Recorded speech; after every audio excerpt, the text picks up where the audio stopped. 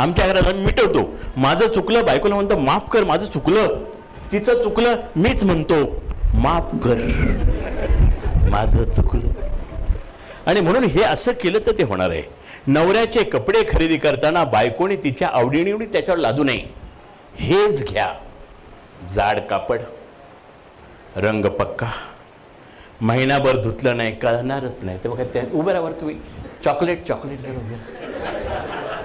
ही बायकोची पसंती.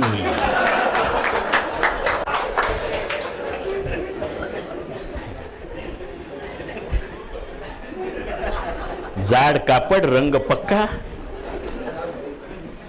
आणि बायकोच्या साड्या खरेदी करताना नवऱ्याने लक्ष देऊ नये. आपल्याला विचारते कोण? पुण्यामध्ये सेल लागतात साड्यांचे. बायको मला म्हणली सेलमधून साड्या घेतात, माझ्यावरच चला. म्हटलं मी येणार, पण मी सिलेक्शन करणार नाही. ती म्हणली मग तुम्ही काय बाकीची गिराईक पाहत बसणार काय?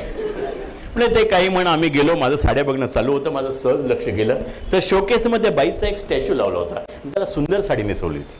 मला इतकी आवडली ना, बायकोला म्हणलं साडी बघ. तिलाही आवडली. दुकानदाराला म्हणली पॅक कर. पुढच्या 1 तासाभरात बायकोने आणखीन 3 साड्या घेतल्या. 4 साड्या घेऊन आम्ही बिल द्यायला आलो तर पुतळ्याला वेगळी साडी नेसवली होती, ती पण चांगली होती.